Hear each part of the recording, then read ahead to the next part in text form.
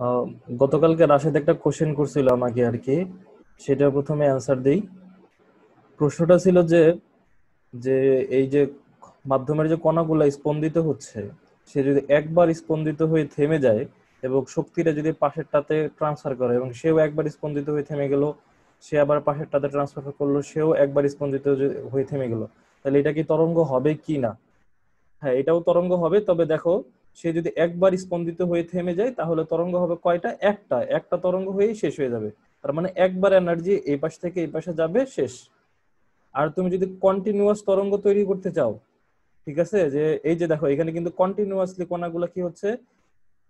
স্পন্দিত হচ্ছে, তার মানে কন্টিনিউয়াস এই পাশ থেকে এই পাশে এনার্জি যাচ্ছে। তাহলে তোমাকে কন্টিনিউয়াসলি স্পন্দিত করার জন্য কন্টিনিউয়াসলি এনার্জি সাপ্লাই করতে হবে, সেই এনার্জিটা সে কন্টিনিউয়াসলি এই পাশ থেকে এই পাশে যাইতে থাকবে। ঠিক আছে, বুঝতে পারছো? এটা হচ্ছে কন্টিনিউয়াস তরঙ্গ চলতেছে। আর তুমি যদি এই একটা ঘটনা বিবেচনা করো যে জাস্ট একবার স্পন্দিত হইলো, সেটা হচ্ছে একটা ওয়েভ তৈরি হইলো, আর ওয়েভ তৈরি হয় নাই। ঠিক আছে, একটা সিঙ্গেল ওয়েভ। আর এটা হচ্ছে অনেকগুলো ওয়েভের সমষ্টি। ওয়েভ শুধু যাইতেই আছে যাইতেই আছে, তার মানে এনার্জি ট্রান্সফার হইতেই আছে হইতেই আছে। এনার্জি ট্রান্সফার হইতেছে মানে কি, তোমাকে এই পাশ থেকে কোনো একটা সোর্স আছে, সেই সোর্স কি কন্টিনিউয়াস এনার্জি ট্রান্সফার করতেছে। যেমন সূর্য থেকে কন্টিনিউয়াসলি আলো আসতেছে, তার মানে সূর্য কিন্তু কি কন্টিনিউয়াসলি এনার্জি প্রডিউস করতেছে, সেটা কি তরঙ্গের মাধ্যমে আসতেছে। যেমন আমরা যখন ওই যে দড়ি ধরে বাম্প প্রডিউস করার যে উদাহরণটা দিছিলাম, ধরো তুমি যদি একবার বাম্প তৈরি করো তাহলে একটা তরঙ্গ তৈরি হয়ে থেমে যাবে। তুমি যদি বারবার করতে থাকো, অর্থাৎ বারবার এনার্জি দিতে থাকো, তাহলে কিন্তু বারবার তরঙ্গ তৈরি হইতে থাকবে। ঠিক আছে, তারপরে আরেকটা জিনিস দেখো, অনুপ্রস্থ আর অনুতরঙ্গ তরঙ্গের মধ্যে আরো কিছু পার্থক্য আছে। এই অনুপ্রস্থ তরঙ্গ গুলা যে তৈরি হয়, অনুপ্রস্থ তরঙ্গ তৈরি হওয়ার জন্য মাধ্যমটা রিজিড হইতে হয়। ঠিক আছে, মাধ্যমের আর কি দৃঢ় হওয়া, মাধ্যমটাকে দৃঢ় হইতে হয়।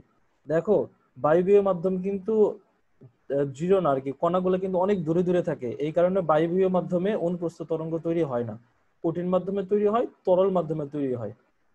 কিন্তু যে অনুদৈর্ঘ্য তরঙ্গ আছে, অনুদৈর্ঘ্য তরঙ্গ সকল ধরনের মাধ্যমে তৈরি হতে পারে, কঠিন, তরল, বায়বীয়। ঠিক আছে, এর জন্য মাধ্যমের অত বেশি রিজিড হওয়ার প্রয়োজন নাই। তাহলে অনুপ্রস্থ তরঙ্গ তৈরি হওয়ার জন্য মাধ্যম রিজিড হওয়া লাগে, এই কারণে অনুপ্রস্থ তরঙ্গগুলা শুধুমাত্র কঠিন ও তরল পদার্থে তৈরি হইতে পারে, বা কঠিন মাধ্যম ও তরল মাধ্যমে তৈরি হইতে পারে। আর অনুদৈর্ঘ্য তরঙ্গের জন্য মাধ্যম রিজিড হওয়ার প্রয়োজন নাই, এই কারণে অনুদৈর্ঘ্য তরঙ্গগুলো কঠিন, তরল, বায়বীয় সব ধরনের মাধ্যমে তৈরি হইতে পারে। আর একটা পার্থক্য আছে যে অনুপ্রস্থ তরঙ্গ, অনুপ্রস্থ তরঙ্গের ক্ষেত্রে সমাবর্তন ঘটতে পারে, কিন্তু অনুদৈর্ঘ্য তরঙ্গের ক্ষেত্রে সমাবর্তন হয় না। যখন আমরা সমাবর্তন পড়ব তখন এই জিনিসটা তোমরা একদম ভালোভাবে বুঝতে পারবা। যখন আমরা ভৌতালো বিজ্ঞান পড়বো সেখানে সমাবর্তন সম্পর্কে একদম বিস্তারিত পড়বো। আলোর সমাবর্তন একটা টপিকসই আছে। সে আলো কিন্তু কি ধরনের তরঙ্গ? অনুদৈর্ঘ্য তরঙ্গ। ঠিক আছে, আলোর কিন্তু সমাবর্তন হয়। আমরা যখন সমাবর্তন করব তখন ইনশাল্লাহ সেই জিনিসটা ভালোভাবে বুঝতে পারবো তোমরা, যে দেখবে যে আসলে অনুদৈর্ঘ্য তরঙ্গের সমাবর্তন হওয়া সম্ভবই না। সমাবর্তন হইতে হলে তরঙ্গকে অবশ্যই অনুপ্রস্থ তরঙ্গ হইতে হবে। তাহলে এই পার্থক্য গুলো বোঝা গেছে। পূর্ণ কম্পনের সংজ্ঞা কি ছিল মনে আছে কারো? পূর্ণ কম্পন কাকে বলে? সরল ছন্দিত স্পন্দনরত বস্তুর পূর্ণ কম্পন কাকে বলে? আচ্ছা, প্রথমে একটা কথা আগে বলে নেই, যে আমরা এখন থেকে যে তরঙ্গ গুলো পড়বো সবগুলোই কি ধরনের তরঙ্গ? সাইন তরঙ্গ। ঠিক আছে, তার মানে এই তরঙ্গের যে কণাগুলা আছে, অর্থাৎ মাধ্যমের যে কণাগুলা আছে, সেগুলা কি ধরনের গতিতে আছে? সরল ছন্দিত স্পন্দন গতিতে আছে। অনেকগুলা কণা আর কি, মাধ্যমে যতগুলা কণা আছে সবগুলা কি ধরনের গতিতে আছে? সরল ছন্দিত স্পন্দন গতিতে আছে।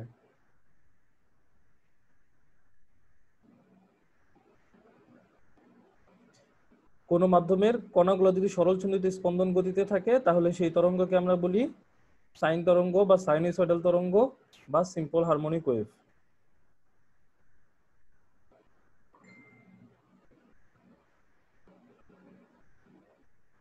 আচ্ছা দেখো, তাহলে প্রথমে আসি আমরা পূর্ণ কম্পন কাকে বলে। এটা কিন্তু আমরা অলরেডি সরল ছন্দিত স্পন্দনের ক্ষেত্রে পড়ে আসছি। সরল ছন্দিত স্পন্দনের ক্ষেত্রে কি পড়ছি আমরা?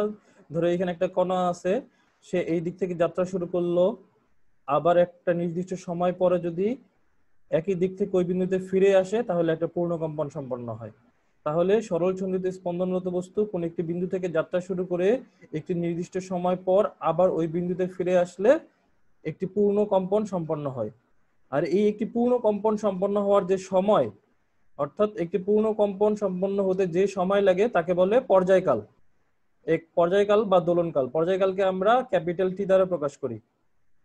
আর আমরা বলছিলাম যে এই সরল সন্ধিতে স্পন্দনরত বস্তু একক সময় যতগুলো পূর্ণ স্পন্দন সম্পন্ন করে তাকে তার কম্পাঙ্ক বলে। তাহলে প্রথমে আমরা বললাম কি পূর্ণ স্পন্দন বা পূর্ণ কম্পন কাকে বলে? সরল সন্ধিতে স্পন্দনরত কণা একটি বিন্দু থেকে যাত্রা শুরু করে আবার একই দিক থেকে ওই বিন্দুতে ফিরে এলে একটি পূর্ণ কম্পন সম্পন্ন হয়। আর এই পূর্ণ কম্পন সম্পন্ন করতে যে সময় লাগে তাকে বলে পর্যায়কাল বা দোলনকাল। আর একটি সরল সন্ধিতে স্পন্দনরত কণা একক সময়ে যতগুলো পূর্ণ কম্পন সম্পন্ন করে তাকে বলে কম্পাঙ্ক। যেমন এইটা যদি 1 সেকেন্ডে 5টা পূর্ণ কম্পন সম্পন্ন করে তাহলে আমরা বলবো এর কম্পাঙ্ক 5 হার্জ। কম্পাঙ্কের একক হচ্ছে হার্জ। আরেকটা ছিল কি বিস্তার। বিস্তার কি? একটি স্পন্দনরত কণা যে কোনো একদিকে সর্বাধিক যে দূরত্ব অতিক্রম করে সেটা হচ্ছে তার বিস্তার। দেখো এই কণাটা সর্বাধিক এই পর্যন্ত দূরত্ব অতিক্রম করতেছে, তাহলে এইটা হচ্ছে তার বিস্তার। এই সংজ্ঞাগুলা সরল সন্ধিতে স্পন্দন আমরা অলরেডি পড়ছি। এখন দুইটা নতুন সংজ্ঞা আছে, তরঙ্গ দৈর্ঘ্য, তরঙ্গ বেগ। প্রথমে আমরা দেখি তরঙ্গ দৈর্ঘ্য জিনিসটা কি। দেখো এটা যেহেতু সাইন তরঙ্গ সেহেতু সবগুলো তরঙ্গ কণা কি ধরনের গতিতে আছে? সরল সন্ধিতে স্পন্দন গতিতে আছে। এই যে কোনো একটা কণার পূর্ণ কম্পন সম্পন্ন করতে যে সময় লাগে সেই সময় তরঙ্গটা যত দূর আগায় যায় সেই দূরত্বটা হচ্ছে তরঙ্গ দৈর্ঘ্য। তাহলে দেখো এই কণাটা এইখান থেকে এইখানে গেল, এইখানে গেল, এইখানে গেল, এই সময়ের মধ্যে তরঙ্গ কোথায় এসে পড়বে? এইখানে এসে পড়বে। তাহলে এইখান থেকে এই পর্যন্ত দূরত্ব এটা হচ্ছে তার তরঙ্গ দৈর্ঘ্য। তাহলে তরঙ্গ দৈর্ঘ্যটা বুঝতে পারছো সবাই? যে মাধ্যমের যে কণাগুলো সেগুলোর একটা পূর্ণ স্পন্দন সম্পন্ন করতে যে সময় লাগে সেই সময় তরঙ্গ যে দূরত্ব অতিক্রম করে তাকে তার তরঙ্গ দৈর্ঘ্য বলে। আচ্ছা একটা জিনিস দেখো, আমরা বলছি একটা পূর্ণ কম্পনের যে সময় সেটাকে আমরা কি বলি? পর্যায়কাল বা দোলনকাল টি। তাহলে টি সময়ে তরঙ্গ যে দূরত্ব অতিক্রম করে সেটাই হচ্ছে তার তরঙ্গ দৈর্ঘ্য।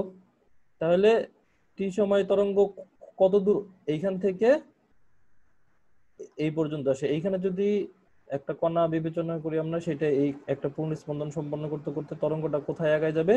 এই পর্যন্ত আগায় যাবে। তাহলে এই যে এইটুক দূরত্বটা, এই দূরত্বটাকে আমরা বলতেছি তরঙ্গ দৈর্ঘ্য। দেখো তরঙ্গ দৈর্ঘ্য বের করার আরো কিছু নিয়ম আছে। দেখো এই এই জায়গাটাকে বলে তরঙ্গ চূড়া, ঠিক আছে, বা তরঙ্গ শীর্ষ। আর এই যে এই জায়গাটাকে বলে তরঙ্গ পাদ। তরঙ্গ শীর্ষ কি? দেখো তরঙ্গ তো কিভাবে তৈরি হচ্ছে? মাধ্যমের কণাগুলোর স্পন্দন গতির মাধ্যমে। তাহলে এই মাধ্যমের কণার পজিটিভ দিক বরাবর সর্বাধিক যে দূরত্ব অতিক্রম করে, অর্থাৎ মাধ্যমের কণার যে সর্বাধিক পজিটিভ সরণ সেটা হচ্ছে তার তরঙ্গ শীর্ষ। আর মাধ্যমের কণা নেগেটিভ দিক বরাবর যে সর্বাধিক দূরত্ব অতিক্রম করে সেটা হচ্ছে কি? তরঙ্গ পাদ। তরঙ্গ দৈর্ঘ্য আরেকভাবে মাপা যায়, সেটা হচ্ছে পর পর দুটি তরঙ্গ শীর্ষ বা পর পর দুটি তরঙ্গ পাদের মধ্যবর্তী দূরত্বকে তরঙ্গ দৈর্ঘ্য বলে। দেখো এইখান থেকে এইখানে যে দূরত্ব, এইখান থেকে এইখানে কিন্তু সেম দূরত্ব, এইখান থেকেও এইখানে কিন্তু সেম দূরত্ব।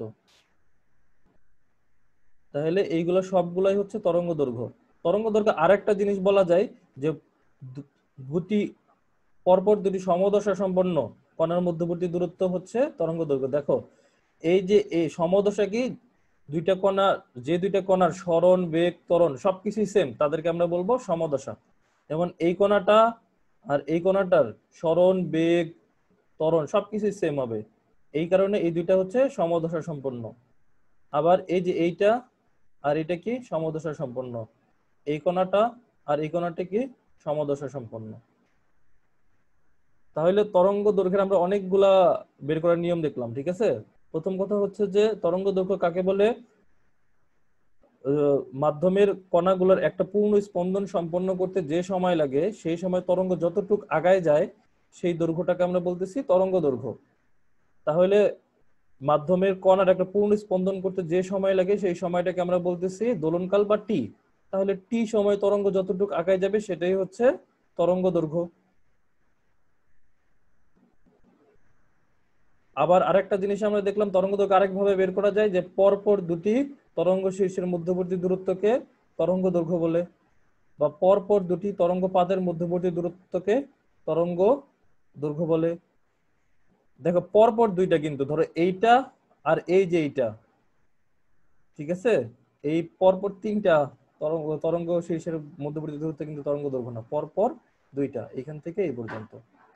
আরেকটা কি বললাম আমরা, যে পরপর পরপর দুটি সমদশা সম্পন্ন কণার মধ্যবর্তী দূরত্বকেও আমরা কি বলতে পারি, তরঙ্গ দৈর্ঘ্য বলতে পারি। সমদশা কিন্তু এইটা আর এইটাও কিন্তু সমদশা, কিন্তু পরপর দুইটা, এই সমদশা তারপরে নেক্সট যে সমদশা সম্পন্ন কণা তাদের মধ্যবর্তী দূরত্বটাই হচ্ছে তরঙ্গ দৈর্ঘ্য। আশা করি তোমরা সবাই তরঙ্গ দৈর্ঘ্য বুঝতে পারছো। তরঙ্গ দৈর্ঘ্য নিয়ে কারো কোনো কনফিউশন থাকলে বলো।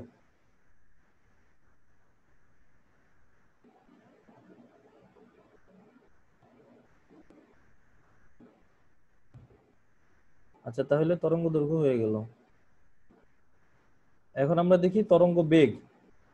দেখো তরঙ্গ বেগ আর হচ্ছে যে মাধ্যমের যে কণাগুলো আছে তাদের বেগ কিন্তু আলাদা। তরঙ্গ কোন দিকে যাচ্ছে, এই যে এইদিকে যাচ্ছে, আর মাধ্যমের কণাগুলো কোন দিকে স্পন্দিত হচ্ছে, এইদিকে হচ্ছে। তাহলে মাধ্যমের কণার বেগ আর তরঙ্গ বেগ কিন্তু এক না, ভিন্ন ভিন্ন, ঠিক আছে। তো এই জিনিসটা তো বোঝা গেছে, তরঙ্গ বেগ আর মাধ্যমের কণার বেগ সম্পূর্ণ ভিন্ন জিনিস। দেখো মাধ্যমের কণার বেগ কি কোনো সময় হইতে পারবে, সমবেগ হইতে পারবে? সমবেগ কিন্তু হইতে পারবে না।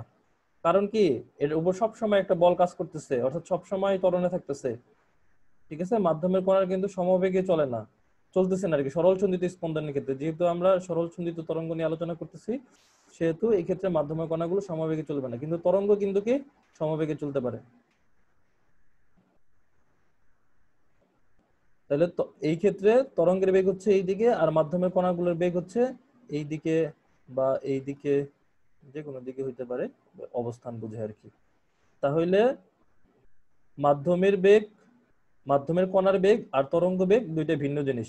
এখন থেকে আমরা সবসময় ভি দ্বারা তরঙ্গ বেগ নির্দেশ করব। যখন আমরা সরল সন্ধিত স্পন্দন করছিলাম তখন আমরা কিন্তু ভি দ্বারা সরল সন্ধিত স্পন্দনরত কণার বেগ নির্দেশ করতাম। এই ক্ষেত্রে আমরা ভি দ্বারা নির্দেশ করব সবসময় তরঙ্গ বেগ।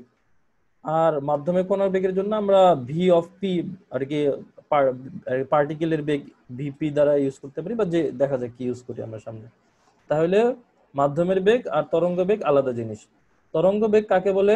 একক সময়ে তরঙ্গ যে দূরত্ব অতিক্রম করে তাকে তরঙ্গ বেগ বলে। সকল বেগের মতো এটার সংজ্ঞা, একক সময় তরঙ্গ যে দূরত্ব অতিক্রম করে। ধরো তরঙ্গ এই 1 সেকেন্ডে এইখান থেকে এই পর্যন্ত আসছে, ঠিক আছে। তাহলে এইখানে যে দূরত্বটা সেটা যদি এক্স হয়, তাহলে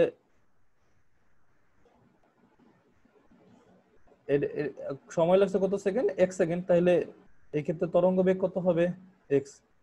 তাহলে তরঙ্গ যদি টি সময়ে এক্স দূরত্ব অতিক্রম করে, তাহলে তরঙ্গ বেগ কি হবে, এক্স বাই টি। তাহলে তরঙ্গ একক সময়ে যে দূরত্ব অতিক্রম করে তাকে তরঙ্গ বেগ বলে, ঠিক আছে। আচ্ছা, এখন একটা জিনিস দেখো, আমরা কি বললাম, যে তরঙ্গটা টি সময়ের ক্যাপিটাল টি সময়ে কত দূরত্ব অতিক্রম করে, ল্যামডা দূরত্ব। তরঙ্গ ল্যামডা ক্যাপিটাল টি সময়ে, অর্থাৎ দোলনকাল যে সময়টা, সেই সময় তরঙ্গ যে দূরত্ব অতিক্রম করে সেটাই তো ল্যামডা, ঠিক না? তাহলে তরঙ্গ ক্যাপিটাল টি সময় কত দূরত্ব অতিক্রম করে, ল্যামডা। তাহলে তরঙ্গ একক সময়ে কি দূরত্ব অতিক্রম করবে, ল্যামডা বাই ক্যাপিটাল টি। তাহলে দেখো তো, একক সময় অতিক্রান্ত দূরত্ব, এটাই তো তরঙ্গ বেগ। তাহলে আমরা বলতে পারি না V equals to lambda by T? এটা হচ্ছে তরঙ্গ বেগ, পর্যায়কাল এবং তরঙ্গ দৈর্ঘ্যের মধ্যে সম্পর্ক, ঠিক আছে। এই সম্পর্কটা মনে রাখতে হবে। এখান থেকে এমসিকিউ আসতে পারে, ছোটখাটো অঙ্ক আসতে পারে। আরেকটা জিনিস দেখো, আমরা জানি কম্পাঙ্ক সমান 1/t, F equals two 1/t। তাহলে এখানে যে 1/t আছে তার বদলে আমরা এফ বসাইতে পারি, তাহলে V equals to F lambda. এই সূত্রটা খুবই খুবই ইম্পর্টেন্ট, এটা দিয়ে প্রচুর অঙ্ক আসে, অ্যাডমিশন টেস্ট বলো, তারপরে তোমার বোর্ড পরীক্ষাতে বলো, সব জায়গায় আসতে পারে। এটা খুবই ইম্পর্টেন্ট, এটা ভালো মতো খেয়াল রাখো, ঠিক আছে? তাহলে এটা হচ্ছে তরঙ্গ বেগ, কম্পাঙ্ক এবং তরঙ্গ দৈর্ঘ্যের মধ্যে সম্পর্ক। বোঝা গেল? তরঙ্গ বেগ, কম্পাঙ্ক ও তরঙ্গ দৈর্ঘ্যের মধ্যে সম্পর্ক কি? তরঙ্গ বেগ সমান কম্পাঙ্ক ইনটু তরঙ্গ দৈর্ঘ্য। তাহলে তরঙ্গ বেগ, কম্পাঙ্ক ও তরঙ্গের দৈর্ঘ্যের মধ্যে সম্পর্ক কি? V equals to F lambda. এই এই পর্যন্ত কারো কোনো সমস্যা আছে? সবাই বুঝতে পারছো? রেসপন্ড করো কেউ। জি ভাই, বুঝতে পারছি। আচ্ছা ঠিক আছে, তাহলে আমি সামনে আগে আমরা এখন এই V equals to F lambda দিয়ে কয়েকটা দুইটা অঙ্ক দেখি।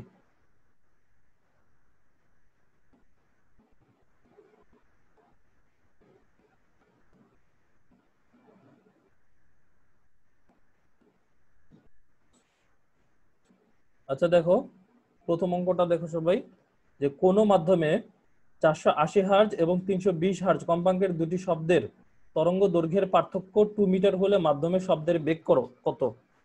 তাহলে দেখো এখানে কম্পাঙ্ক, তরঙ্গ দৈর্ঘ্য ও শব্দের বেগ, এই সম্পর্কের মধ্যে থেকেই অঙ্কটা, ঠিক আছে? তাহলে আমরা অঙ্কটা প্রথমে বোঝার চেষ্টা করি কি বলছে এখানে। তার মানে মাধ্যমটা এখানে নির্দিষ্ট, কম্পাঙ্ক যখন হয় কি 480 হার্জ, আবার কম্পাঙ্ক আরেকটা কত হইতে পারে 320 হার্জ। তাহলে দুইটা শব্দ তরঙ্গ, তাদের মধ্যে তরঙ্গ দৈর্ঘ্য পার্থক্য কত? 2 মিটার। এখন বলছে যে মাধ্যমে শব্দের বেগ কত। এখন দেখো, তার মানে মাধ্যমে শব্দের বেগটা কি নির্দিষ্ট, ঠিক আছে? এই 480 হার্জ কম্পাঙ্ক বিশিষ্ট তরঙ্গ দৈর্ঘ্যের, সরি 480 হার্জ কম্পাঙ্ক বিশিষ্ট শব্দের যে বেগ, এই 320 হার্জ কম্পাঙ্কের শব্দের একই বেগ, তার মানে দুইটা বেগ এক, ঠিক আছে না? বেগ এক যেহেতু, তার মানে দুইটাই ভি সমান, তাহলে যেটার এফ বড় হবে সেটার ল্যামডা ছোট হবে, ঠিক আছে না? যেটার এফ বড় হবে সেটার ল্যামডা ছোট হবে, বা উল্টা ভাবে আমরা বলতে পারি যেটার এফ ছোট সেটার ল্যামডা বড় হবে, কারণ V equals to F lambda. আর দুইটার ক্ষেত্রে ভি কি সমান। বুঝতে পারছো সবাই? এখানে কি বলছে? শব্দের বেগ চাইছে, ঠিক না? তাহলে 480 হার্জ কম্পাঙ্ক বিশিষ্ট যে শব্দ, তার তরঙ্গ দৈর্ঘ্যটা কি হবে? কম হবে। আর 320 হার্জ কম্পাঙ্ক বিশিষ্ট যে শব্দ, তার তরঙ্গ দৈর্ঘ্যটা বেশি হবে। কিন্তু দুইটার যে গুণফল সেটা কি থাকবে? সমান থাকবে, কারণ বেগ এক্ষেত্রে সমান। তাহলে 480 হার্জ যে কম্পাঙ্ক সেটাকে আমরা ধরলাম F1, এবং তার যে তরঙ্গ দৈর্ঘ্য তা ধরলাম আমরা λ1। আর 320 হার্জ কম্পাঙ্ক বিশিষ্ট যে শব্দ, তার কম্পাঙ্ককে আমরা ধরলাম F2, আর তার তরঙ্গ দৈর্ঘ্যকে আমরা ধরলাম λ2। তাহলে আমরা বলতে পারি V equals to F1 λ1 equals to F2 λ2। এখন দেখো, আমি একটু আগে তোমাদেরকে কি বললাম, যে এই জায়গাটা একটু খেয়াল করো সবাই, এখানে হলো ট্রিক্সটা। দেখো তোমাকে কিন্তু তরঙ্গ দৈর্ঘ্যের পার্থক্য দিয়ে দিচ্ছে, বলে দেয় না যে কোনটা বড় কোনটা ছোট, ঠিক আছে? সেইখান থেকে তুমি কিভাবে আর কি নির্ণয় করবা কোনটা বড় হবে কোনটা ছোট হবে। দেখো দুইটার ক্ষেত্রে যেহেতু ভি সমান, সেহেতু যার এফ ছোট তার ল্যামডা বড় হবে, তাহলে আমাদের λ2টা বড় হবে। তাহলে λ2 মাইনাস λ1 সমান হবে 2 মিটার। তার মানে আমাদের λ2 সমান λ1 প্লাস 2। বুঝতে পারছো জিনিসটা? এটা কিভাবে লিখলাম? আমাদের কিন্তু পার্থক্যটা দেওয়া আছে, কিন্তু কোনটা বড় কোনটা ছোট সেটা দেওয়া নাই। আমাদেরকে এইখান থেকে বের করে নিতে হবে দুইটা তরঙ্গের যদি বেগ সমান হয়, ঠিক আছে, এবং তাদের কম্পাঙ্ক যার কম হবে তার তরঙ্গ দৈর্ঘ্য বেশি হবে। তাহলে λ2 সমান λ1 প্লাস 2। তাহলে দেখো এইখান থেকে আমরা এখন মানগুলো বসাই দিলে হয়ে যাবে f1 λ1 equals to f2 λ2, অতএব λ2 by λ1 equals to f1 by f2। এইখান থেকে λ2 এর মান বসাবে কি λ1 প্লাস 2, এইখান থেকে বসাইলা f1 এর মান জানো 480 হার্জ, f2 এর মান জানো 320 হার্জ। তাহলে এখানে কি থাকলো λ1 প্লাস 2 ডিভাইডেড বাই λ1। তাহলে আমাদের এখানে চলক থাকতেছে কয়টা? শুধুমাত্র একটা। সেখান থেকে কি থাকবে? λ1 থাকবে, λ1 এর একটা মান বেরোবে। তাহলে λ1 এর মান বেরোয় গেল। আমাদের চাইছে কি শব্দের বেগ, তাহলে ভি ল্যামডা 1 আমরা জানি, f1 আমরা জানি, তাহলে v = f1 ল্যামডা 1। এই সূত্র থেকে তোমরা বেগ বের করে ফেলতে পারবা। এই অঙ্কে কারো কোনো সমস্যা আছে?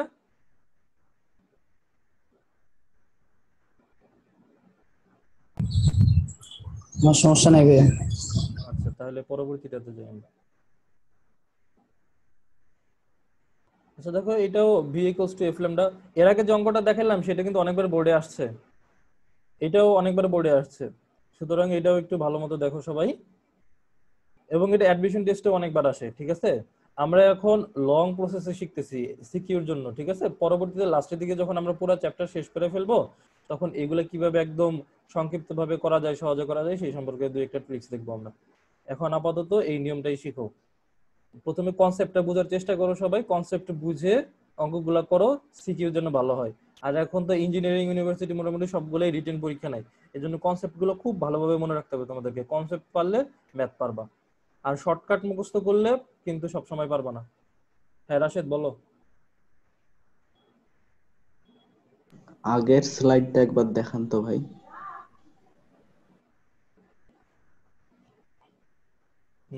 দেখো,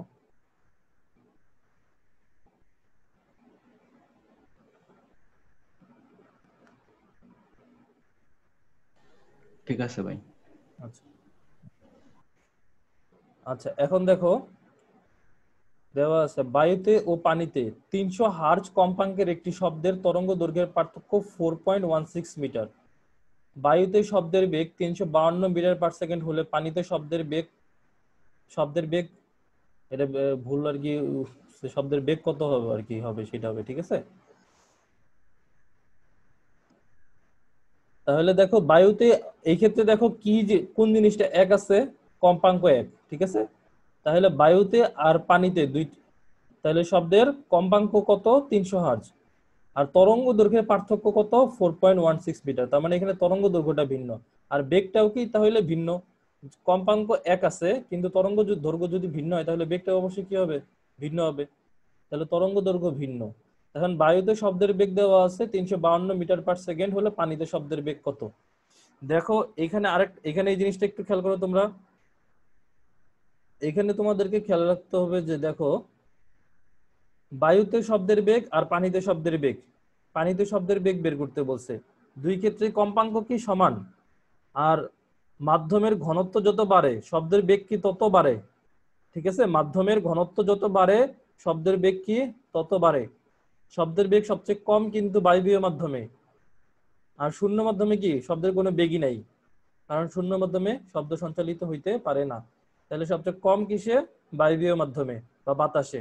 তার চেয়ে বেশি কিসে, পানিতে। পানির চেয়ে বেশি কিসে, কঠিন মাধ্যমে।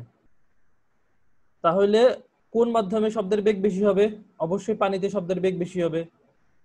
দেখো বায়ুতে আর পানিতে এই ক্ষেত্রে কম্পাঙ্ক সমান, আর পানিতে বেগটা বেশি, তাহলে অবশ্যই পানিতে তরঙ্গ দৈর্ঘ্যটা কি হইতে হবে, বেশি হইতে হবে।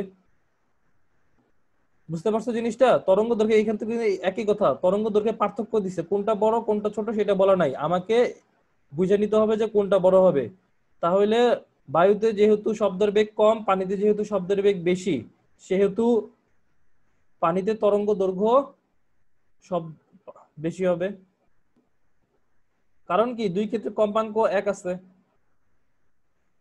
এখন দেখো তাহলে আমরা বায়ুতে শব্দের বেগ ধরলাম কত, ভি বা ভেলোসিটি ইন এয়ার, আর বায়ুতে কম্পাঙ্ক ধরলাম হচ্ছে এফ। এখানে ভিন্ন ভিন্ন নিলাম না কেন, কারণ দুই ক্ষেত্রে কম্পাঙ্ক একই, এই জন্য আমরা কম্পাঙ্ক ধরলাম এফ। আর বায়ুতে তরঙ্গ দৈর্ঘ্য, শব্দের তরঙ্গ দৈর্ঘ্য হচ্ছে ল্যামডা এ। আর পানিতে আমরা শব্দের বেগ ধরলাম ভিডব্লিউ বা ভেলোসিটি ইন ওয়াটার। তাহলে পানিতে কম্পাঙ্ক একই হবে এফ, আর পানিতে তরঙ্গ দৈর্ঘ্য ল্যামডা ডাব্লিউ। তাহলে দেখো আমরা আমাদের দেওয়া আছে যে তরঙ্গ দৈর্ঘ্যের পার্থক্য, তাহলে কোনটা বড়, ল্যামডা ডাব্লিউ অবশ্যই বড়। তাহলে lambda W minus lambda A equals to 4.16। এখন দেখো যে এইখান থেকে বলা যায় না ল্যামডা এ সমান ভিএ বাই এফ, আর ল্যামডা ডাব্লিউ সমান VW by F. Lambda A সমান ভিএ বাই এফ, আর ল্যামডা ডাব্লিউ সমান ভিডব্লিউ বাই এফ। তাহলে আমরা lambda W minus lambda A সমান VW by F minus VA by F লিখলাম।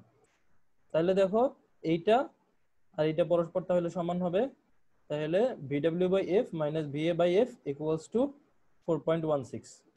তাহলে এফ কমন নিলাম, তাহলে ভিডাব্লিউ মাইনাস ভিএ ইকুয়ালস টু 4.16।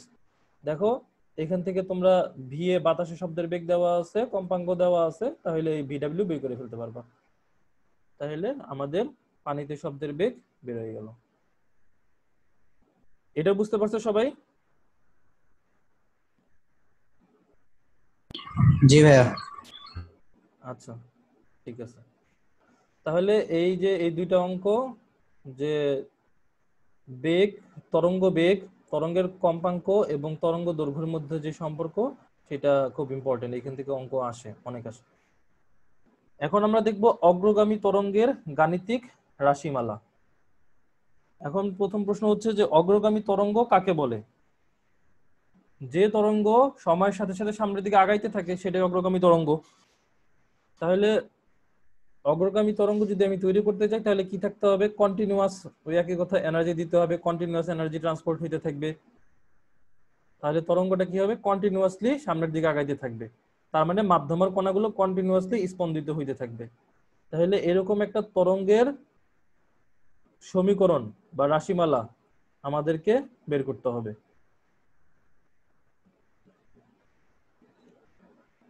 ঠিক আছে, তাহলে দেখো এটা আমরা কিভাবে করব।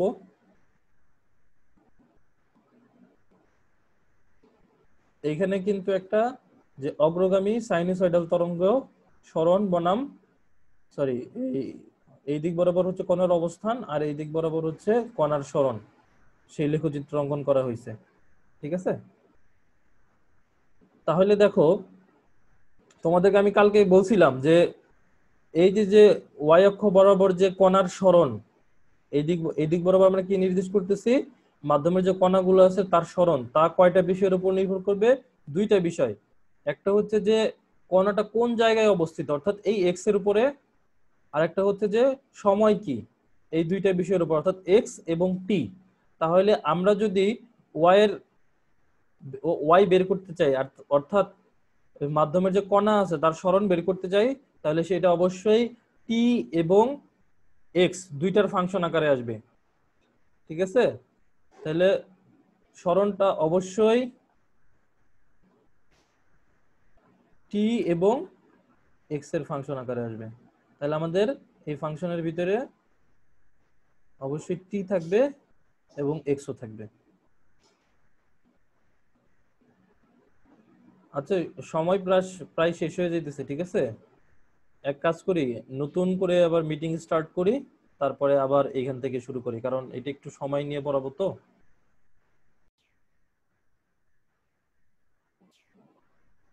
আচ্ছা দেখো, আমরা বলতেছিলাম কি যে কণার যে সরণ অর্থাৎ ওয়াই, সেটা দুইটা জিনিসের ফাংশন আকারে আসবে। একটা হচ্ছে টি এবং এক্স। ঠিক আছে, তাহলে এইটুকু আপাতত খেয়াল রাখো, তারপরে আমরা এখন দেখতেছি আস্তে আস্তে কিভাবে সমীকরণ প্রতিপাদন করা যায়। আচ্ছা, প্রথমে একটা জিনিস দেখো, এইখানে যে কণাটা আছে অর্থাৎ যে সোর্স পার্টিকেল,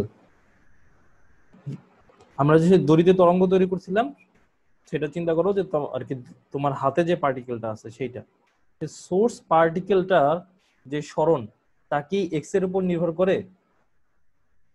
সেক্ষেত্রে এক্স কিন্তু কি জিরো। ঠিক আছে, সেটা কিন্তু আর এক্স এর উপর নির্ভর করতেছে না, সেটা নির্ভর করতেছে কিসের উপরে? শুধুমাত্র সময়ের উপরে। ঠিক আছে না? দেখো যে সোর্স পার্টিকেলটা আছে একদম প্রথম যেটা, সেক্ষেত্রে তো এক্স জিরো, এবং সেটা ধরো তুমি যখন তরঙ্গ সৃষ্টি করতেছো সেটা শুধু তোমার হাতে ধরো, তাহলে কি সেটা কি শুধুমাত্র তুমি হাত ওঠানামা করতেছো, শুধুমাত্র সময়ের উপর নির্ভর করতেছে, এবং সেটার গতি কি ধরনের গতি? সরল সন্ধিত স্পন্দন গতি। তাহলে সেই সোর্স পার্টিকেলটার সরণের সমীকরণ কি হবে? y not equals two a sin omega t plus phi. এক্ষেত্রে আমরা ডেল্টা দেই নাই, আমরা কি দিছি? ফাই দিছি। এটা তো আমরা অলরেডি জানি যে সরল সন্ধিত স্পন্দনরত কণার সরণ equals to a sin omega t plus, এতদিন আমরা ডেল্টা বসছি, এখন আমরা কি দিলাম? ফাই দিলাম। ওই তরঙ্গ থেকেও সরল সন্ধিত স্পন্দনটা একটু আলাদা করার জন্য আর কি, এখানে যদি ডেল্টা দাও বা থিটা দাও তাও কোনো সমস্যা নেই, কিন্তু কনভেনশনালি ফাই দেওয়া হয়। বুঝতে পারছো তো এই জিনিসটা? আমার প্রথম এই কথাটুকু তো বুঝতে পারছো যে এইখানে যে সোর্স পার্টিকেলটা আছে তার সরণটা এক্স এর উপর নির্ভর করতেছে না, তার সরণটা শুধুমাত্র সময়ের উপর নির্ভর করতেছে। আর এটা কি ধরনের গতিতে আছে? সরল সন্ধিত স্পন্দন গতিতে আছে। তাহলে এর সরণের সমীকরণ কি হবে? আমরা দিলাম কি y of o equals two a sin omega t plus phi. এখন এটা তো আমরা খুব সহজেই তাহলে একটা কণার সরণের সমীকরণ আমরা পাইলাম সোর্স পার্টিকেলের। কিন্তু আমার তো দরকার যে কোনো কণা যদি আমাকে দেয় তাহলে আমার সেটা সরণ বের করতে হবে, ঠিক আছে না? এইটুক এইটুক বুঝতে পারছো তো আমার কথাটা? একটা কণার কিন্তু আমরা সরণের সমীকরণ পাইছি, কিন্তু অন্যান্য গুলা কিন্তু এখনো পাই নাই। আমার দরকার কি অন্যান্য সকল কণা এমন একটা সমীকরণ আমাদেরকে বের করতে হবে যেটা সকল কণার ক্ষেত্রে আমরা ইউজ করতে পারবো, ঠিক আছে না? তাহলে আমরা একটা কাজ করি যে এই ও থেকে এক্স পরিমাণ দূরে একটা কণা নিলাম কি আমরা, ধরো পি, ঠিক আছে? এই কণা ও থেকে এক্স পরিমাণ দূরে একটা কণা নিলাম আমরা পি, একটা ইনডেফিনিট, ঠিক আছে? কণা নিলাম আমরা পি। এই কণার যদি আমরা সরণের সমীকরণ বের করতে পারি সেটা আমরা সকল ক্ষেত্রে ইউজ করতে পারবো। তাহলে এই ক্ষেত্রে আমরা কণার সরণের সমীকরণ দিলাম কি y অফ পি, ঠিক আছে? তাহলে আমাদেরকে এখন কি করতে হবে যে এই কণাটা আছে অর্থাৎ পি কণাটা আছে তার যে সরণটা আছে তার সরণের সমীকরণটা বের করতে হবে। দেখো একটা জিনিস খেয়াল করো, তরঙ্গের সূচনা কোথা থেকে? সোর্স থেকে কিন্তু। তাহলে এই পি কণার যে সরণ সেটা কিন্তু এক সময় এইখানে ছিল, এইখান থেকে কিন্তু আগায়া এখানে আসছে, তরঙ্গ কিন্তু এইখান থেকে আগায়া এখানে আসছে, আরো সামনের দিকে যাচ্ছে, আমরা শুধু এটা বিবেচনা করতেছি, ঠিক আছে? তাহলে এইখানের যে সরণটা আছে এই সরণটা কিন্তু এক সময় এই কোণাতেও ছিল, ঠিক না? আমার এই কথাটা বুঝতে পারছো সবাই? তরঙ্গ কিন্তু এইখান থেকে আগায় এইখানে আসছে, তার মানে এই কোণার যে সরণটা সেটা কিন্তু এক সময় এই সোর্স পার্টিকেলের মধ্যেও ছিল। আমার কথাটা এই কথাটা সবাই বুঝতে পারছো? কোনো কনফিউশন আছে? বুঝি নাই ভাই। বুঝো নাই? না। আচ্ছা দেখো, আমাদের কি এখানে হচ্ছে সোর্স, ঠিক না?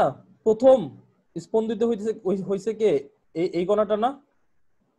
তাহলে এই কণাটা কিন্তু এক সময় এখানে ছিল, এই যে এটার যে সরণ সেই সরণে কিন্তু সে ছিল।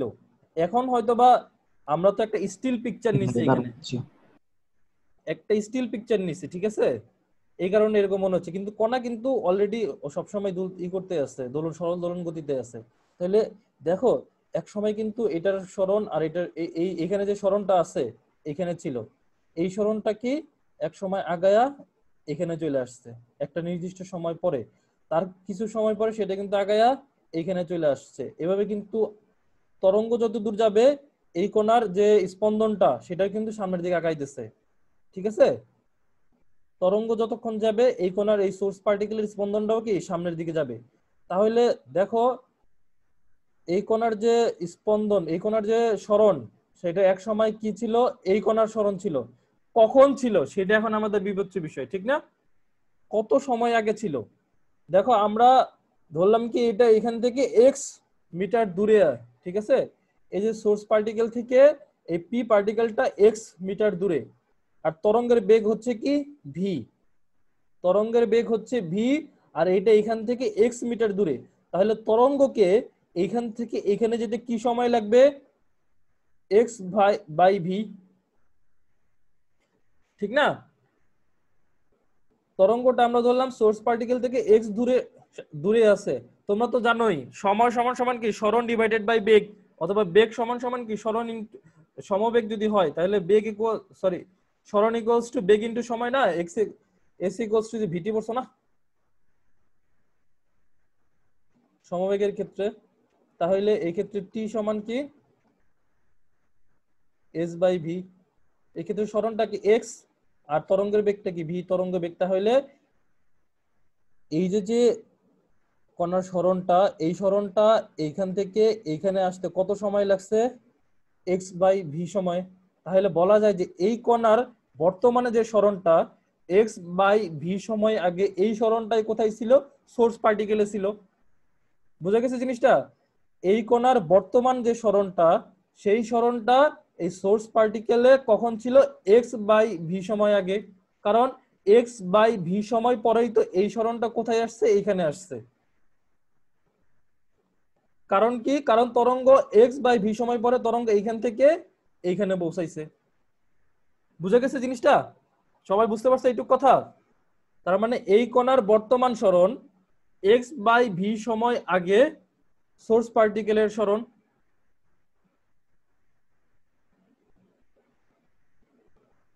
কারো কোনো কনফিউশন? একটু রেসপন্ড করো কেউ, যে ভাই বুঝতে পারছি বা না বুঝিনি। ভাই, হুম, নাই কনফিউশন নাই। আচ্ছা তাহলে কিন্তু সামনের দিকে আগাই। তাহলে এই যে দেখো, তাহলে এই পি কণার বর্তমানে যে সরণ, সেটা কি ওই ও কণার এক্স বাই ভি সময় আগে আর কি, বর্তমান সময়ের এক্স বাই ভি সময় আগে যে সরণটা ছিল সেটাই তো এখন পি কণাতে আসছে। কারণ তরঙ্গ তো সামনের দিকে আগাচ্ছে, এটা তো অগ্রগামী তরঙ্গ। এখন দেখো, আমরা বর্তমান সময়টাকে ধরলাম কি টি সময়, ঠিক আছে? তাহলে সময়টাকে আমরা ধরলাম কি টি। তাহলে বর্তমান সময়কে আমরা ধরছি কি টি। তাহলে টি সময়ে পি কণার সরণ সমান সমান কি হবে? টি মাইনাস এক্স বাই ভি সময়ে ও কণার সরণ। ঠিক আছে? কারণ বর্তমান সময়ের চেয়ে এক্স বাই ভি সময় আগে এই সরণটা কোথায় ছিল? ও বিন্দুতে ছিল বা ও কোণাতে ছিল। পি কোণাতে বর্তমানে যে সরণ আছে, সেই সরণটা এক্স বাই ভি সময় আগে, অর্থাৎ বর্তমান সময়ের চেয়ে এক্স বাই ভি সময় আগে ও কোণাতে ছিল। এই কারণে এই পি কোণাতে টি সময়ের সরণ ও কোণাতে টি মাইনাস এক্স বাই ভি সময়ের সরণ। ঠিক আছে? বোঝা গেছে এইটুক?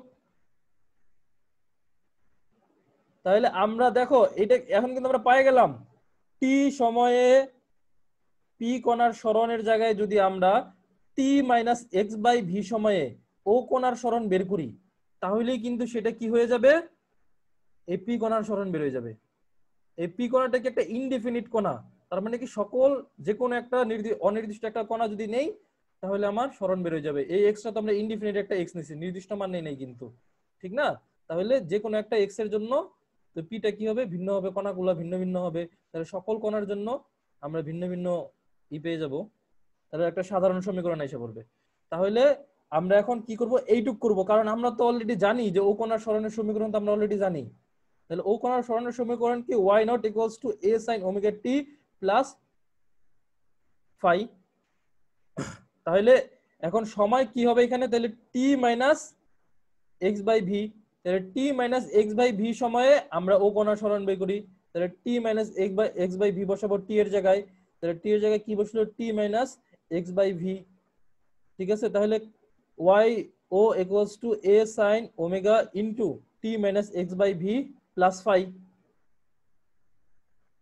তাহলে এখান থেকে ওমেগা আর টি গুণ করে হইলো ওমেগা টি, আর এখান থেকে থাকলো ওমেগা এক্স বাই ভি। এখন একটা জিনিস দেখো, আমরা দেখছিলাম না যে omega equals to 2 pi by t আর 1/t সমান এফ। তাহলে omega equals to 2 pi f. তাহলে ওমেগার পরিবর্তে আমরা বসাইতে পারি 2 পাই এফ, আর আমরা অলরেডি জানি V equals to F lambda. তাহলে আমরা ওমেগার পরিবর্তে বসাইলাম 2 পাই এফ, আর ভি এর পরিবর্তে বসাইলাম এফ ল্যামডা। তাহলে এখান থেকে এফ এফ কাটাকাটি গেল। তাহলে আমাদের আলটিমেটলি কি থাকলো? ওমেগা টি তো ওমেগা টি আছে, তাহলে এখান থেকে 2 পাই এক্স বাই ল্যামডা। ঠিক আছে? বা 2 pi by lambda into x. তাহলে এই যে এখানে আসলে ওয়াই ও না, এখানে তোমরা কি দিবা? ওয়াই, কারণ এটা তো ওয়াই ও বা ওয়াই পি, অর্থাৎ যে কোনো কণার সরণ। তাহলে এটা ওয়াই সমান সমান, এটাই হচ্ছে অগ্রগামী তরঙ্গের সমীকরণ। ওয়াই সমান সমান A sine omega T minus 2 pi by lambda into X plus phi. ঠিক আছে? বুঝতে পারছো সবাই সমীকরণের প্রতিপাদনটা? জি ভাইয়া বুঝতে পারছি। তাহলে দেখো তো, রাশেদ বলো। ফাই কি ডিফাইন করতেছে এখানে? ফাই হচ্ছে আদি দশা। দেখো ফাই কি ছিল? আদি দশা। ঠিক আছে। দেখ আদি দশা মানে হচ্ছে যে টি ইকুয়ালস টু যখন শূন্য সময় তখন কণার যে সরণ সেটাকে বলে তার আদি দশা। ঠিক আছে? ভাইয়া ডেল্টা ছিল এর আগে তো। হ্যাঁ, ওইখানে ডেল্টা ছিল, কিন্তু এখানে আমরা তরঙ্গের ক্ষেত্রে ফাই ইউজ করতেছি। ঠিক আছে? ডেল্টা আমরা যখন সরল চিহ্নিত স্পন্দন করছিলাম তখন ডেল্টা ইউজ করছিলাম, এখন ফাই। তোমরা ওইখানেও ডেল্টা ফাই ইউজ করতে পারো, কোনো সমস্যা নাই। বইতে ডেল্টা ছিল এই কারণে আমরা ডেল্টা ইউজ করছি, বা থিটাও ইউজ করতে পারো। এটা তো যেহেতু কোণ, ডেল্টা ফাই থিটা যে কোনো একটা ইউজ করলেই হয়। ঠিক আছে? তোমাদের যেটা সহজ মনে হয়। তাহলে এটা তো বোঝা গেল। তাহলে আমাদের কণার সরণের সমীকরণ বের হয়ে গেল। এখন দেখো এই যে 2π বাই যে ল্যামডা, এটাকে একটা ধ্রুবক না? 2π বাই ল্যামডা, এই ধ্রুবকটার পরিবর্তে আরেকটা ধ্রুবক লেখা হয়, সেটাকে বলা হয় k. K equals to 2π by lambda. তাহলে আমাদের সরণের সমীকরণ কি আসলো? y ইকুয়ালস two a sin omega t minus kx plus phi. এটা এই কেটাকে বলে তরঙ্গ সংখ্যা, এই কে ধ্রুবকটাকে বলে তরঙ্গ সংখ্যা। কে সমান কি? 2π বাই ল্যামডা। এই কে আর হচ্ছে সরল চন্দ্রিত স্পন্দনের কে কিন্তু আলাদা। সরল চন্দ্রিত স্পন্দনের কে কি ছিল? বল ধ্রুবক বা স্প্রিং ধ্রুবক। এই ক্ষেত্রে কে কিন্তু তরঙ্গ সংখ্যা, কে সমান 2π বাই ল্যামডা। ঠিক আছে? খেয়াল থাকবে। তাহলে এইটাও সমীকরণ এই আকারেও থাকতে পারে, এইটাও সমীকরণ এই আকারেও থাকতে পারে। আরো কিছু রূপ আছে এই সমীকরণের, সেটা নিয়ে আমরা আগামীকালকে আলোচনা করবো ইনশাল্লাহ। আগামীকালকে এই সমীকরণ থেকে আমরা কিছু অঙ্কও করব। তাহলে এই সমীকরণটা সবাই বুঝতে পারছো? আচ্ছা, তাহলে এটা কি নির্দেশ করতেছে? বিস্তার। আর সাইনের পর এই পুরাটা যে আছে omega t minus k x plus phi, এটাকে বলে দশা। আর শুধুমাত্র যে ফাই, এটাকে বলতেছি আমরা আদি দশা। ঠিক আছে? তাহলে দেখো আমি বলছিলাম না যে সরণের সমীকরণের ভিতরে টিও আসবে এক্সও আসবে, তাহলে আমাদের টিও আসলো এক্সও আসলো। ঠিক আছে? y equals to a sin omega t minus kx plus phi। k এর মানটা কি? 2π বাই ল্যামডা। আর কে কে কি বলে? তরঙ্গ সংখ্যা বলে। এটাই হচ্ছে সরল চন্দ্রিত স্পন্দনরত অগ্রগামী তরঙ্গের কোন একটি কণার সরণের সমীকরণ বা অগ্রগামী তরঙ্গের গাণিতিক রাশিমালা। ঠিক আছে? এইখানে আমি আর কি ওয়াই ও লিখছি, তোমরা ওয়াই ও লিখবে না, কারণ এই যে ওয়াই ও এইটাইতে হচ্ছে ওয়াই অফ পি, আর এইটাইতে হচ্ছে তার মানে ওয়াই। তাহলে y equals to a sine omega T minus k x plus phi. ভাইয়া এখানে যদি ফাই এর জায়গায় ডেল্টা লিখি তাহলে কি ভুল হবে? কোনো সমস্যা নেই। এখন আরেকটা কথা দেখো, একটা প্রশ্ন। আচ্ছা, এখানে প্রশ্ন আসতে পারে না, ফাই যদি শূন্য হয় তার মানে আদি দশা কত? শূন্য। তার মানে কি, যখন আমরা আর কি এই প্রথম কণাটাকে স্পন্দিত করছিলাম তখন কণাটা কোন অবস্থানে ছিল? এই যে যেখানে হচ্ছে ওয়াই ইকুয়ালস টু শূন্য অবস্থানে ছিল, যেখানে সরণ শূন্য। ঠিক না? দেখো ফাই কখন শূন্য হবে? যদি কণাটাকে যখন আমরা স্পন্দিত করা শুরু করছিলাম তখন ওয়াই এর মানটা যদি কি থাকে? শূন্য থাকে। তোমাদের বইতে যে আলোচনা করা হয়েছে আর কি তরঙ্গ সম্পর্কে, এই সামনে যত আলোচনা আসবে সেইখানে ধরা হয়েছে কি যে আমরা যে কণাটাকে যখন স্পন্দিত আর কি সোর্স পার্টিকেলটাকে যখন স্পন্দন করা হইলো তখন সোর্স পার্টিকেলটার সরণ হচ্ছে শূন্য। ঠিক আছে? দেখো মনে আছে না যে এই সরল চন্দ্রিত স্পন্দন গতির ক্ষেত্রে যখন বস্তুটা তার সাম্য অবস্থান থেকে যাত্রা শুরু করতো তখন কিন্তু আর কি সময় গণনাটা যদি বস্তু যখন সাম্য অবস্থানে থাকতো তখন থেকে যদি আমরা সময় গণনা শুরু করতাম, অর্থাৎ টি ইকুয়ালস টু শূন্য সময় যদি বস্তুটা সাম্য অবস্থানে থাকে তখন ফাই কত হইতো? শূন্য হইতো। একইভাবে সোর্স পার্টিকেলটা যেখানে আছে সেখানে থেকে যদি স্পন্দন শুরু করে আর কি, সোর্স পার্টিকেলটা যেখানে আছে সেটা যদি ওয়াই ইকুয়ালস টু 0 থেকে স্পন্দন শুরু করে তাহলে এই ক্ষেত্রে ফাইয়ের মানটা কত আসবে? শূন্য আসবে। তোমাদের বইতে সব ফাইয়ের মান ফাই লেখে নাই আর কি, তার মানে তারা আদি দশা কত ধরছে? শূন্য ধরছে। আমার কথাটা বুঝতে পারছো সবাই? আদি দশা কত ধরছে বইতে? শূন্য ধরছে। যদি এইখানে দেখো আমরা কালকে সমীকরণের কিছু অঙ্ক দেখব তখন আর জিনিসটা আরো ক্লিয়ার হবে। দেখো টি এর সাথে একটা কিছু থাকবে, এক্স এর সাথে একটা কিছু থাকবে, তোমাদের বইতে শুধু এইটুকুই আছে। যদি সাইনের ভিতরে টি এর সাথে একটা কিছু আছে, এক্স এর সাথে একটা কিছু আছে, প্লাস অন্য আর একটা কিছু আছে। তাহলে প্লাস অন্য যা থাকবে, প্লাস থাকুক বা মাইনাস থাকুক, অন্য যা থাকবে সেটাই হচ্ছে কি আদি দশা বা ফাই। ঠিক আছে, বুঝা গেল? সাইনের ভিতরে যদি তিনটা রাশি থাকে তাহলে একটা তো টি এর সাথে থাকবে, একটা কে এর সাথে থাকবে, আরেকটা যেটা থাকবে সেটা হচ্ছে ফাই বা আদি দশা। আর যদি দুইটা থাকে তাহলে ফাই কত? শূন্য। আমার আমার কথাটা বুঝতে পারছো সবাই? তোমাদের বই আর কি ইসাক, আমি অন্য বইতে জি দেখি নাই, ভাইয়া বুঝতে পারছি। ইসাক স্যারের বইতে ফাই শূন্য ধরে করছে আর কি। ঠিক আছে, তার মানে আদি দশা কত ধরছে? শূন্য। অর্থাৎ যখন টি শূন্য তখন এই সোর্স পার্টিকেলটা স্মরণ করতো শূন্য। আচ্ছা, আরেকটা জিনিস তোমাদেরকে আমি বলে দিই, দেখো। হ্যাঁ রাশেদ বলো।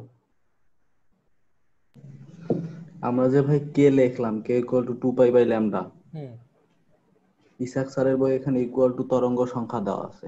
হ্যাঁ এটা একই তো। কি হবে?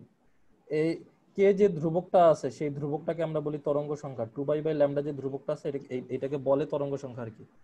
ঠিক আছে, আর কোনো বিশ্লেষণ নাই?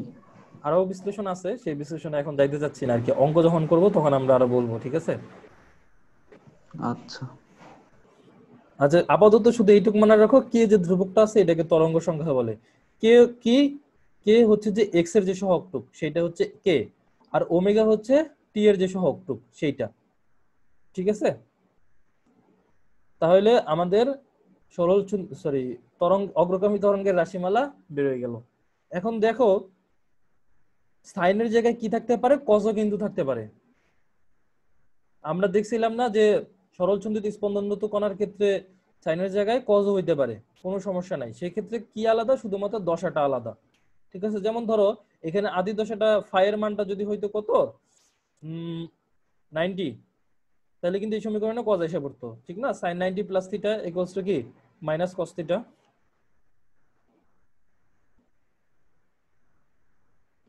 ঠিক আছে না? দেখো, তাহলে কিন্তু এই সমীকরণে কজ এসে পড়তো। তার মানে এইখানে কজও আসতে পারে। সাইনের যত জায়গায় আমরা সাইন লিখছি সব জায়গায় কজ ইউজ করে একই অ্যান্সার, সবকিছু একই আসবে, কোনো সমস্যা নেই। তার মানে শুধুমাত্র দশার ভিতরে পার্থক্য থাকবে, তাছাড়া আর কিছুই না।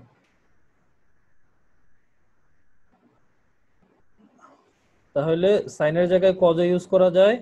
আর টি এর যে সহগটা এই ক্ষেত্রে যদি এই আকারে থাকে সেটাকে আমরা বলতেছি ওমেগা, আর কে এর যে সহগটা সেই ক্ষেত্রে আমরা বলতেছি কে।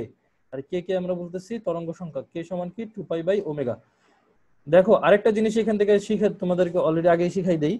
দেখো এই যে টি এর যে সহগ আর কে এর যে সহগ দুইটা যদি একই চিহ্ন বিশিষ্ট হয় তাহলে তরঙ্গটা নেগেটিভ দিকে যাচ্ছে, অর্থাৎ এই দিকে যাচ্ছে। এই দিকে আমরা এইদিকে পজিটিভ ধরছি না, এইদিকে এক্সটা কিন্তু আমরা প্লাস এক্স ধরছি। ঠিক আছে, আর এইদিকে যদি যাইতো তাহলে সেটা কি হইতো? Minus x. তার মানে তরঙ্গটা এই দিকে যাচ্ছে, প্লাস এক্স এর দিকে যাচ্ছে, কারণ টি এর যে সহগ সেটাকে প্লাস ওমেগা আর কে এর যে সহগ সেটাকে মাইনাস কে। তাহলে দুইটা সহগ কি ভিন্ন। যদি এরকম হয় ওমেগা টি প্লাস কে এক্স, তাহলে সেটা কি কোন দিকে যাচ্ছে? মাইনাসের দিকে যাচ্ছে, অর্থাৎ এই যে এই দিকে যাচ্ছে। অথবা যদি এরকম থাকে মাইনাস ওমেগা টি, এরকম থাকবে না, মাইনাস কে এক্স, তাও কি প্লাসের দিকে যাচ্ছে এই দিকে। তার মানে চিহ্ন যদি এক থাকে তাহলে কি হবে? মাইনাসের দিকে। আর চিহ্ন যদি ভিন্ন থাকে তাহলে কোন দিকে? প্লাসের দিকে, প্লাস এক্স এর দিকে আর কি, আর মাইনাস এক্স এর দিকে।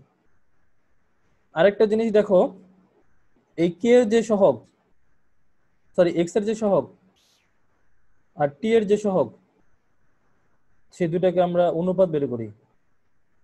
দেখো কে বাই ওমেগা। ঠিক আছে না? দেখো এইখানে দেখো, এইখান থেকে একটু রিকল করো। দেখো এক্স এর সহগটা কি ছিল? Omega by V. আর টি এর সহগটা কি? শুধু ওমেগা। ঠিক আছে না?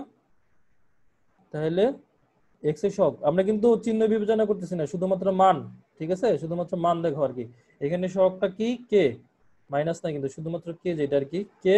আর টি এর সহগটা কি ওমেগা, তাহলে ওমেগা কে বাই ওমেগা সমান কি লেখা যায়, এখান থেকে দেখো কি থাকবে ওমেগা বাই ভি।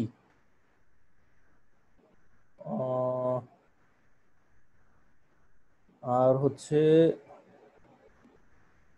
আচ্ছা উল্টাই লিখলাম আমি, টি এর সহগ তার মানে হচ্ছে ওমেগা বাই কে, এইটা সমান সমান আসবে তরঙ্গ বেগ বা ভি এর মান। তার মানে ওমেগা মানে টি এর সহগ ডিভাইডেড বাই কে মানে এক্স এর সহগ, তাহলে আমরা কি পাবো, তরঙ্গ বেগ পাবো। তাহলে ভি ইকুয়ালস টু টি এর সহগ ডিভাইডেড বাই এক্স এর সহগ। দুইটা যদি চিহ্ন একই হয় তাহলে ভি কি, তাহলে ভি কোন দিকে, দুইটা চিহ্ন যদি এক হয় তরঙ্গ এইদিকে, আর দুইটা চিহ্ন যদি ভিন্ন হয় তাহলে তরঙ্গ কোন দিকে, এইদিকে। আচ্ছা বুঝতে পারছো সবাই ছোটখাটো কথাগুলো লাস্টে?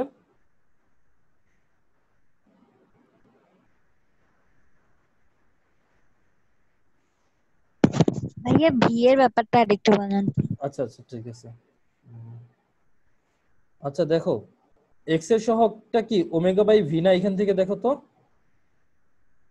এইখান থেকেই কিন্তু এইখানে এই পর্যন্ত আসছে আমরা, এইটাই কিন্তু কি কে, ঠিক না, এইখান থেকে এই পর্যন্ত আসছে না, তোমাদের সহজের জন্য আর কি আমি বলতেছি। এইখান থেকে আমরা যে এইখানে চলে গেলাম, এক্স এর সহগটা কি আছে ওমেগা বাই ভি, আর টি এর সহগটা কি আছে ওমেগা, ঠিক না? তাহলে জি ভাইয়া। তাহলে আমি যদি টি এর সহগ মানে কি ওমেগা ডিভাইডেড বাই এক্স এর সহগ মানে কি ওমেগা বাই ভি, তাহলে কি ওমেগা ডিভাইডেড বাই ভি, এটা বের করি, তাহলে সমান সমান কি আসলো ওমেগা ইনটু এই যেটা উল্টাই গেল উপরে গেল ভি, আর নিচে আসলো কি ওমেগা, তাহলে এই ওমেগা এর এই ওমেগা কাটাকাটি গেল, তাহলে আমাদের আলটিমেটলি কি থাকলো ভি। এই ভিটা কি তরঙ্গ বেগ, ঠিক আছে না? তাহলে তরঙ্গের সমীকরণ থেকে আমরা তরঙ্গ বেগ আমরা কিভাবে বের করব, আমরা টি এর সহগকে এক্স এর সহগ দ্বারা ভাগ দিলেই তরঙ্গ বেগ বের হয়ে যাবে, ঠিক আছে?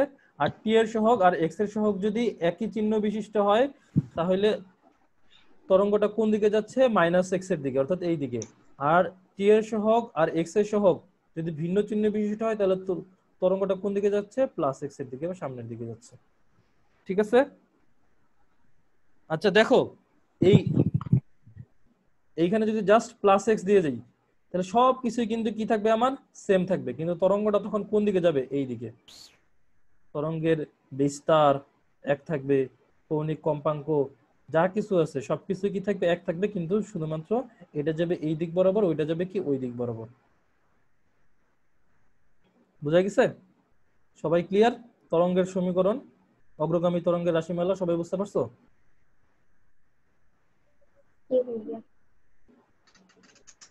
ভাইয়া বুঝতে পারছি। কারো কোনো প্রশ্ন থাকলে বলো।